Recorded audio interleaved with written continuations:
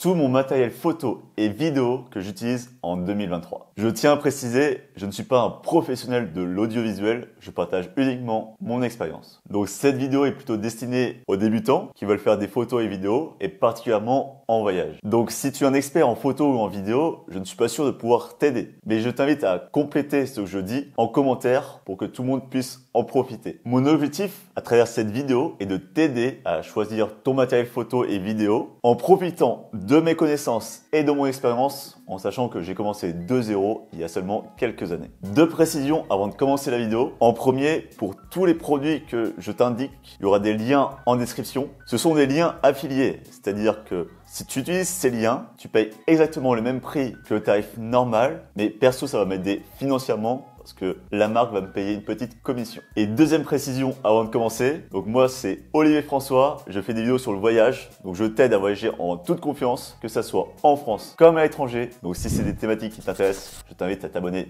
tout de suite à ma chaîne YouTube.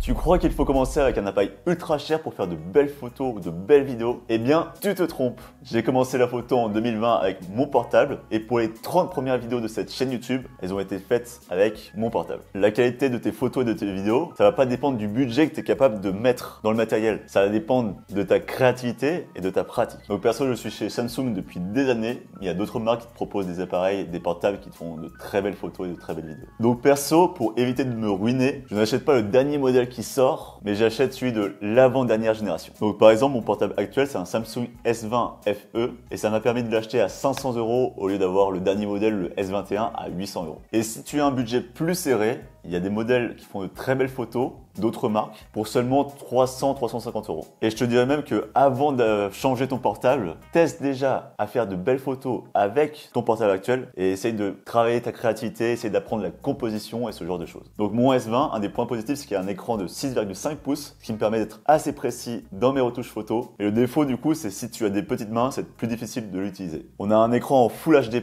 qui est suffisant pour la majorité des personnes. Et on a 3 capteurs photos, dont 2 de 12 mégapixels, ce qui est correct pour ma part, mais ne permet pas de faire beaucoup de retouches et beaucoup zoomer dans les images. Le gros point négatif, c'est le téléobjectif, donc il a que 8 mégapixels et il gère très mal les basses lumières. Donc pour moi, le meilleur capteur, c'est le capteur principal, le x1, qui permet de bien capter les mouvements et fait de très belles photos durant la nuit. La caméra frontale est de 32 mégapixels, mais c'est un argument de marketing parce qu'en réalité, il gère mal les couleurs, il gère mal la lumière. Donc ça donne pas un rendu très professionnel. Et pour moi, un des plus gros points faibles du S20, c'est qu'il a seulement un port USB-C et pas de prise micro jack. Savez que tu peux pas écouter de la musique et recharger en même temps, sauf si tu prends un adaptateur. Maintenant, je vais te présenter des réglages pour prendre des photos et des vidéos que j'utilise toujours avec mon portable. En premier, la grille, où ça te divise ton cadre en 9 et ça te permet d'apprendre une des bases de la composition en photo, la règle des tiers. Et cette grille, elle va beaucoup t'aider, déjà parce que tu peux mettre ta ligne d'horizon sur une des lignes et tu peux par exemple placer ton sujet, donc par exemple si c'est une personne que tu prends en photo, sur une des lignes d'intersection. Une autre option disponible sur mon portable, c'est l'aide au cadrage. Donc le portable, grâce à un algorithme, va te montrer selon lui le meilleur cadrage. Donc ça peut être super utile si tu as la flemme ou si tu n'as pas le temps. Mais je t'invite aussi à le désactiver assez souvent. Comme ça va te permettre d'apprendre à composer ta photo tout simplement et à améliorer ta créativité. Ensuite, pour la vidéo, je filme quasiment tout le temps en Ultra HD. Alors c'est vraiment bien si tu as besoin de zoomer dans ton image sans perdre de qualité. Mais le défaut, c'est que c'est lourd pour le stockage. Ensuite, tu as le super stabilisateur. Alors perso, je suis pas très fan parce que ça va beaucoup cropper l'image, ça va zoomer dedans. Et en plus, le mouvement que ça crée n'est pas toujours naturel. En application que j'utilise pour la retouche photo, je suis un grand fan de Lightroom, je l'utilise depuis des années. Et même si aujourd'hui j'utilise la version payante sur l'ordinateur, j'ai passé des années à retoucher mes premières photos avec la version gratuite de l'application sur portable. Et je dirais même que cette version gratuite de Lightroom, elle est suffisante pour les débutants et même pour certains intermédiaires. Et si tu prends le temps de te former sur Lightroom, qui est une des applications les plus utilisées par les photographes, tu pourras réellement améliorer tes photos et avoir un rendu de plus en plus professionnel. Deux applications vidéo que j'utilise assez souvent, c'est InShot et CapCut. Alors c'est pas des applications qui sont aussi optimisées qu'un vrai logiciel de montage, comme Premiere Pro, mais ça te permet de faire des vidéos avec un rendu assez quali, que ce soit pour tes projets perso ou même pour faire des vidéos sur TikTok ou Instagram. Et en plus, ces applications sont assez intuitives Donc tu comprendras rapidement comment faire de petites vidéos, de petits montages sympas. Et un autre point positif pour CapCut, c'est une application que j'utilise que depuis 2-3 semaines, c'est la fonction sous-titrage qui te permet d'avoir des sous-titres automatiques de ta vidéo. Et maintenant, l'application arrive à faire un bon travail et 95% du temps, il n'y a pas de faute. À noter que CapCut, c'est une application de montage qui appartient à TikTok, évidemment. Ensuite, on va parler de mon appareil photo, le Lumix G7. C'est avec lui que je suis en train de filmer actuellement. Donc c'est un hybride de la marque Panasonic que j'ai acheté avant tout pour sa qualité vidéo. Et je dois dire que pour l'instant, je suis assez content de mon choix. C'était mon tout premier appareil photo. J'avais aucune connaissance, aucune expérience avec ce genre de matériel. Donc on va commencer par parler de ses avantages. Tout d'abord, tu as un écran qui se retourne, ce qui est génial si tu veux faire un vlog ou parler en face cam comme je fais actuellement.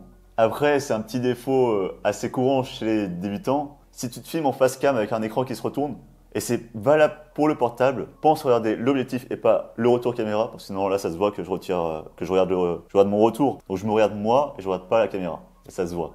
Ensuite, petit point important, c'est un appareil qui est facile à tenir en main, et quand tu prends des photos pendant des heures, c'est un point non négligeable. La batterie du Lumix G7 tient très bien pour les photos. Après, si tu fais des vidéos comme moi en filmant en face cam, là tu auras besoin d'une deuxième batterie, voire si tu filmes pendant plusieurs heures d'affilée d'une troisième batterie.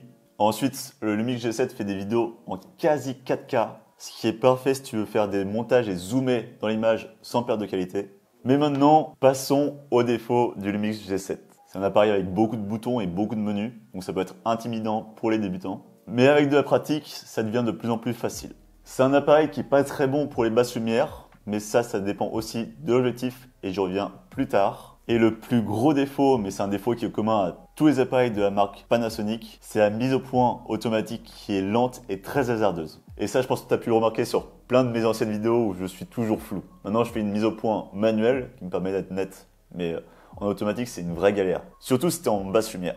Et autre point négatif, la qualité photo n'est pas forcément la plus optimale.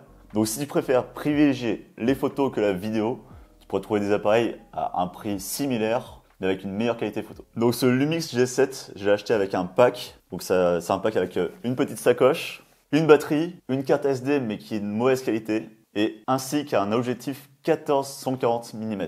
Et tout ça, ça m'a coûté 800 €.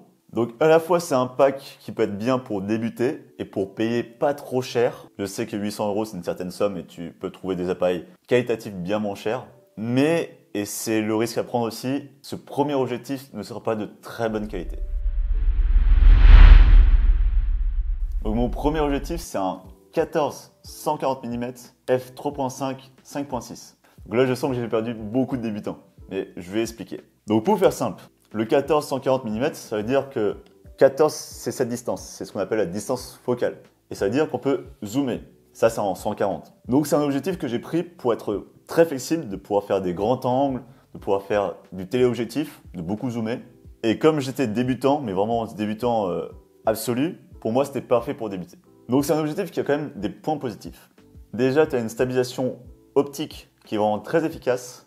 Ça fait que je peux prendre des photos très nettes avec des temps d'exposition vraiment très longs, du genre 1/10, voire même 1/5. J'en ai déjà fait des nets avec un temps pareil. Et en plus, il est assez léger, il fait 265 grammes.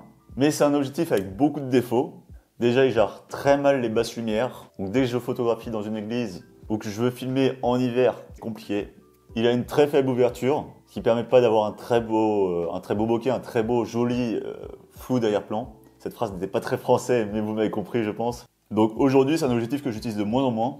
Bon, je continue de l'utiliser pour avoir de la flexibilité, si je veux zoomer ou pas. Mais en vidéo, comme aujourd'hui, et en photo pour faire des portraits, ou même pour la majorité des photos que je fais, j'utilise mon deuxième objectif. Et c'est avec lui que je suis en train de filmer actuellement.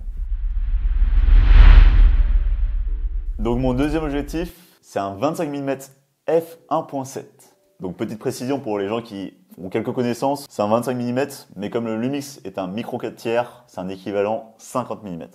C'est un objectif qui est génial pour les portraits parce qu'on a une grande ouverture, f1.7, donc ça te permet d'avoir un très joli bokeh. Et en plus, avec cet objectif, les couleurs sont plus vives, il y a une meilleure gestion des lumières, une meilleure plage dynamique. Donc ça fait qu'en règle générale, cet objectif me permet de faire de plus belles photos et de plus belles vidéos. Après, bien sûr, il n'y a pas que du positif, il y a quand même un point négatif. C'est un objectif qui n'a pas de stabilisation optique, donc qui est beaucoup plus sensible au mouvement. Mais pour moi, les points positifs de cet objectif l'emportent sur le reste. Ensuite, je vais te parler de mon trépied, le GorillaPod 3K Kit Pro. Peut-être que tu as déjà entendu parler de la marque Joby avec ses petits trépieds, mais pour ceux qui ne connaissent pas, pour faire simple, c'est des trépieds miniatures avec des pieds flexibles que tu peux accrocher partout. Par exemple, tu peux le poser sur un mur, sur une branche, sur des pierres. Alors bien sûr, le GorillaPod ne va jamais remplacer un vrai trépied. Si tu veux être à la bonne hauteur, il va falloir que tu trouves un moyen de poser ce trépied tout simplement. Mais si tu cherches un trépied pour être stable, par exemple pour te filmer et qui soit facilement transportable en voyage, c'est la solution parfaite. J'ai déjà fait une vidéo entière sur le GorillaPod et sur mon avis et sur quel modèle je conseille. Donc je t'invite à le regarder si tu veux avoir mon avis en totalité. Mais pour faire un petit récapitulatif, le premier trépied que j'ai acheté c'est le 1K. Et ce 1K je ne le recommande pas du tout comparé au 3K Kit Pro. Donc oui, la première différence, c'est que le 1K va supporter 1 kg et le 3K va supporter 3 kg. Mais il n'y a pas que ça. Le 1K, les pieds sont en plastique et le plastique a très mal vieilli. Il n'y a aucune résistance aujourd'hui. Donc ça fait que mon trépied 1K n'est même pas capable de tenir mon appareil photo avec mon objectif, alors que ça fait que 600 ou 700 grammes. Alors bien sûr, au début, il en était capable, mais maintenant, 2-3 ans plus tard, c'est fini. Alors que le 3K Kit Pro, lui, il a des pieds en métal. Alors, point négatif, ça pèse plus lourd, mais c'est des pieds qui vont durer dans le temps. Et petite précision vis-à-vis de ma vidéo, parce que j'ai dit une bêtise. Et oui, je le reconnais. J'ai un adaptateur pour smartphone que je peux mettre sur mon 1K. Et en fait, cet adaptateur n'est pas adapté pour le 3K. Donc, c'est vrai que j'ai trouvé une astuce pour le fixer, mais c'est une astuce dangereuse, risquée, que je conseille pas forcément, parce que tu as le risque de faire tomber ton portable et de le casser tout simplement. Ensuite, je vais te parler de mon micro, le Mic Rode. Donc tu t'en doutes, si le micro est là dans ma main, c'est que j'en utilise un deuxième. Donc c'est le tout premier micro que j'ai utilisé. Et si tu comptes faire de la vidéo, le son est très important. Et je dirais même que même si tu as une bonne image ou un bon éclairage, si tu as un mauvais son, ta vidéo ne sera pas regardée. Rappelle-toi, il y a quelques années, quand tu téléchargeais des films, donc avant que Netflix et compagnie existent, et souvent il y avait des qualités vraiment désastreuses. Imagine, tu as deux versions. Une version avec une image pas terrible, mais un son nickel. Une version avec une image magnifique, mais un son pas terrible. Parce que si le son est mauvais, tu vas mal comprendre ce qui se passe et ça va te gâcher le plaisir. Donc tes vidéos, si tu comptes faire des vidéos pour du grand public, c'est pareil. Il faut soigner le son. Donc si tu veux investir, je te dirais d'investir dans un micro en premier.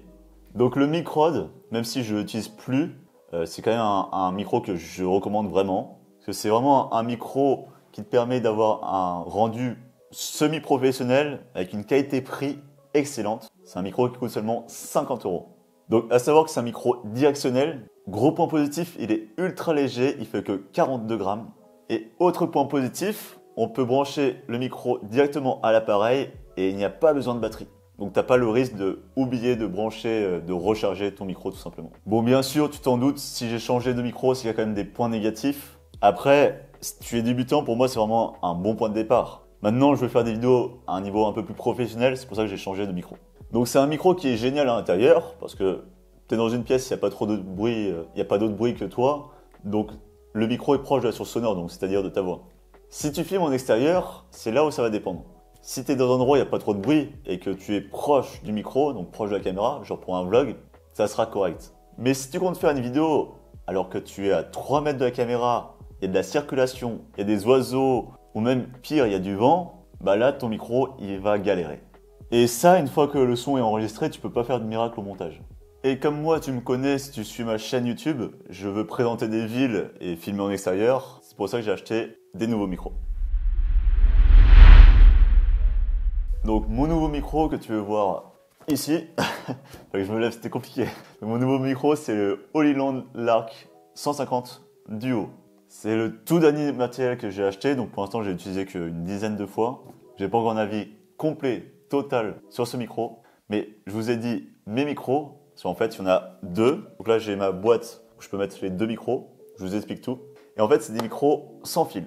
Bon, avant que j'énumère les avantages et les défauts, alors certes la qualité est clairement au rendez-vous, mais on n'est clairement pas sur le même budget, parce que là le pack de ce micro m'a coûté environ 270 €. Donc le Lark 150 se compose d'un récepteur, donc le récepteur est branché sur mon appareil photo, il est juste au-dessus actuellement. Et il y a deux transmetteurs, donc celui qui est en train de m'enregistrer actuellement et un deuxième.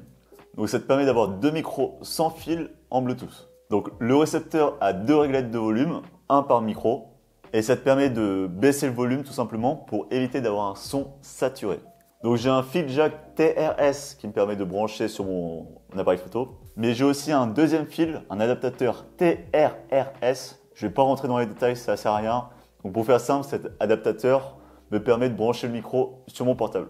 Parce que non, tu ne peux pas le faire avec un simple câble TRS. Le récepteur a aussi un port où tu peux brancher tes écouteurs, qui te permet d'avoir un retour son et de vérifier que c'est bien en train d'enregistrer le son.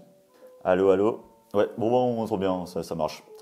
Par contre, ça fait très bizarre parce que là, c'est moi qui enregistre et moi qui m'entends en même temps, donc c'est pas agréable. Je casse tout.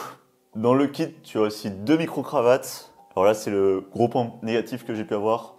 C'est un des deux micros, une fois sur deux, il marche pas. Ou sinon, il grésille, mais c'est très, très atroce niveau son. Après, ce genre de micro-cravate, ça coûte pas très cher. Donc tu peux le glisser en dessous de ton vêtement et accrocher le micro-cravate sur ton vêtement pour que ce soit plus discret. Mais ouais, tu auras compris du coup, c'est un micro très qualitatif parce que le micro est directement proche de la source sonore, donc de ma voix. Donc elle va capter quasi uniquement ma voix et très peu les sons extérieurs. Et en plus, comme c'est sans fil, ça me permet d'être beaucoup plus flexible et si je veux, je peux être à des dizaines de mètres de la caméra et on entend toujours ma voix. La marque Holyland nous promet 100 mètres pour capter le son. Après, d'après les échos que j'ai eus, c'est un poil exagéré. Donc apparemment, si tu es face de la caméra, tu n'auras pas de problème sur des dizaines de mètres. Mais s'il y a des murs entre la caméra et toi, ou si tout simplement tu es de dos, là ce sera plus compliqué et tu peux avoir des problèmes pour capter le son. Donc le récepteur et le transmetteur se rangent dans cette boîte. Donc c'est là-dedans que ces trois éléments vont se recharger et il y a des recharges d'avance. Et après, tu peux brancher cette boîte, ce boîtier par USB pour le recharger tout simplement. Donc ça fait que grâce à ce boîtier, quand il est totalement chargé, ça te permet d'avoir plusieurs recharges pour ton transmetteur et tes récepteurs et d'être plus autonome. Donc le seul point négatif que j'ai pu remarquer pour l'instant, c'est l'autonomie des transmetteurs. Je pense que pour une utilisation classique, tu n'auras pas de problème. Mais si tu comptes te filmer pendant des heures en face cam, là, tu risques d'être en panne à un moment donné. Donc l'avantage de filmer chez moi, c'est que je peux facilement changer de micro et recharger tout simplement. Mais si je voulais faire une interview avec deux personnes, les deux micros, la batterie descendrait en même temps. Et là, ça deviendrait problématique. Mais ça, c'est dans le cas de filmer quand même au moins 1h30, 2h, je pense. Prochain objet, mon sac photo. Donc au début, j'avais ma sacoche, comme je te l'ai montré. Donc une sacoche qui est venue avec mon pack pour Lumix G7 et avec mon premier objectif. Mais comme aujourd'hui, j'ai de plus en plus de matériel, ça ne me suffisait plus. Donc j'ai acheté un sac de la marque Loewe Pro. Le modèle, c'est le Fastpack Pro BP250. Bon là, le plan est clairement pas optimisé pour montrer le sac.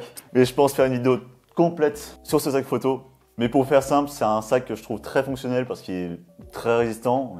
Il permet de protéger mon matériel. C'est un sac qui est divisé en deux. Donc j'ai une partie en haut où je peux poser des choses comme si je veux prendre un sandwich, je peux. Et l'autre partie où je peux mettre mon matériel photo. C'est très flexible avec des compartiments. Et en plus, sur ce modèle de sac, je peux mettre mon ordi, donc un ordi 15 pouces. Et autre point positif avec ce sac, c'est que déjà il est difficile d'ouvrir, donc ça peut être pratique quand on est dans une zone où il y a des risques de vol. Et il y a une protection pluie, alors c'est bien contre la pluie, mais justement je mets la protection pluie quand je suis dans des pays comme le Brésil, et ça me permet, les gens ils peuvent pas ouvrir le sac comme ça quand mon sac est de dos, quand mon sac est dans mon dos. Cette phrase était compliquée à dire.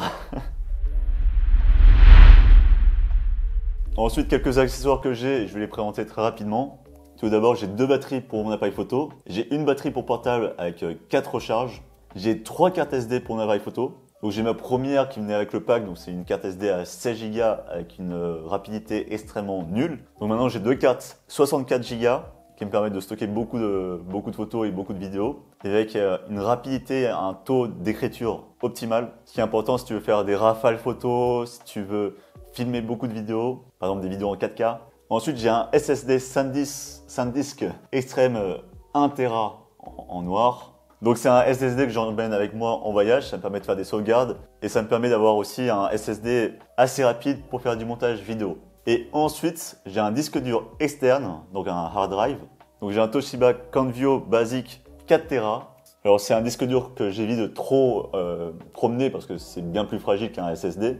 Bon, pour le grand public, avoir 1 Tera de stockage, c'est souvent largement suffisant. Après, si tu commences à faire beaucoup de photos et beaucoup de vidéos, le 4 Tera commence à devenir obligatoire. Moi là, je t'avoue que mon 4 Tera, je pense que d'ici la fin de l'année, il va être rempli déjà. Pourtant 4 Tera, ça paraît immense, mais là, avec toutes les vidéos que je fais, toutes les photos, ça ne suffit plus. Mon dernier objet, c'est mon ordinateur. Donc j'ai acheté un ordinateur il y a à peu près 1 an. C'est un ordinateur assez puissant qui me permet de faire des montages vidéo. Donc l'ordinateur, je vais pas te le présenter aujourd'hui. Donc si tu veux que je te le présente ou que je te présente d'autres matos qui sont selon moi indispensables en voyage, que ce soit du matos photo comme le sac à dos ou ceux que je prends en voyage dans mon sac à dos, je t'invite à me le dire en commentaire. Et sur ce, ciao Maloute.